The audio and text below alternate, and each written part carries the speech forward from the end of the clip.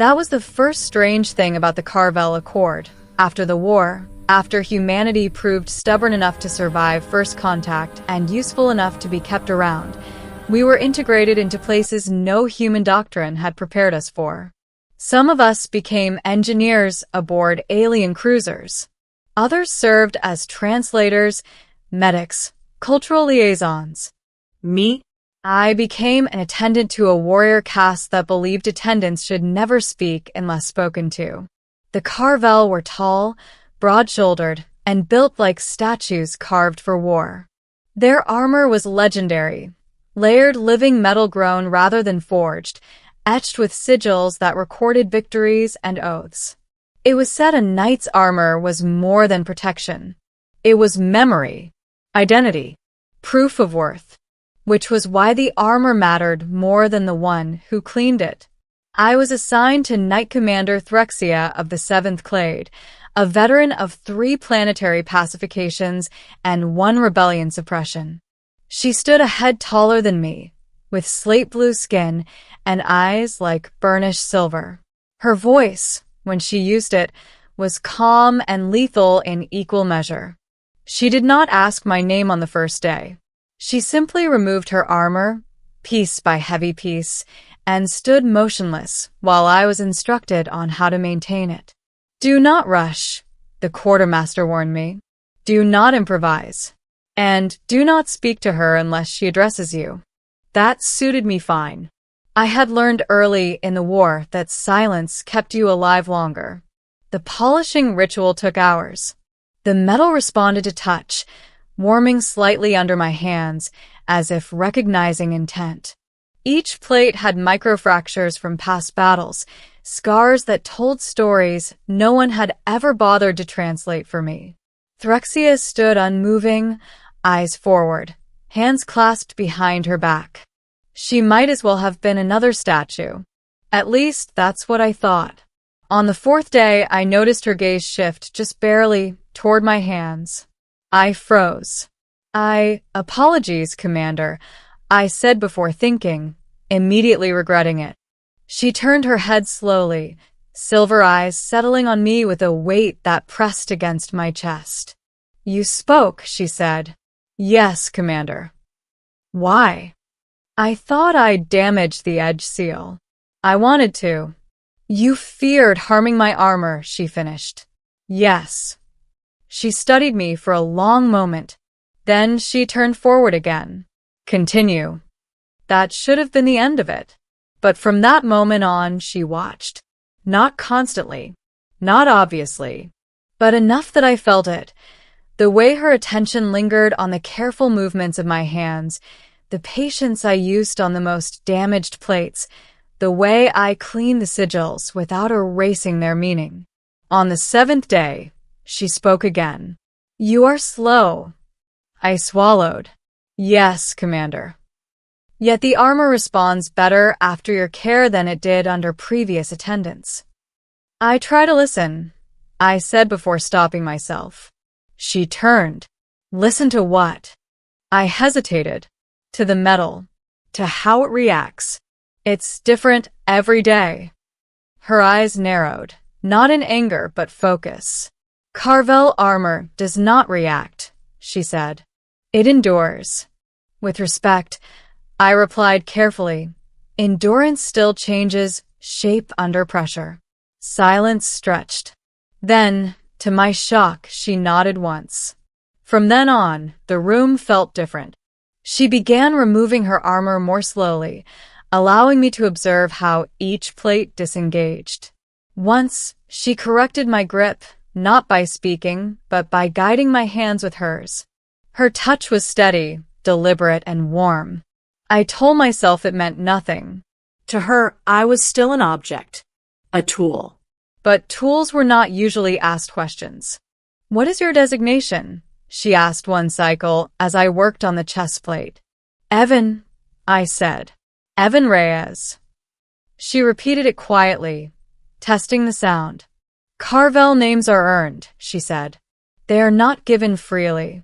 I know, I replied. Humans are different. So I have observed. She did not dismiss me after that. Instead, she remained seated, watching as I finished the armor. When I was done, she did not immediately put it back on. Evan, she said. What do humans believe armor represents? I blinked. Protection. Sometimes status. Sometimes fear. And for you? I looked at the polished plates reflecting my tired face. Responsibility. If you wear armor, it means someone expects you to stand between danger and others. Her gaze softened, just a fraction. You believe the armor serves others, she said. Yes. Among my people, she replied, armor serves only the wearer. That night, I lay awake thinking about that difference. The days passed. The watching continued. I noticed things about her then. The way she favored her left leg after long patrols. The slight hitch in her breath when I cleaned the inner plating near an old fracture. The fact that she never flinched, not once, even when the metal shifted unexpectedly. Until the day it did. I was polishing the backplate when the living metal pulsed sharply, reacting to a resonance fluctuation in the station. The plate jerked, and I instinctively reached forward to study it. My hand brushed her bare skin. I recoiled instantly. Commander, She inhaled sharply. The room froze. For one terrible second, I was certain I was about to be reassigned. Or executed. Instead, she turned slowly and looked at me. You reacted to protect the armor, she said. Yes. And to protect me, she added. I hesitated. I didn't think. I just... Humans act before permission, she said. This has been noted. She stepped closer.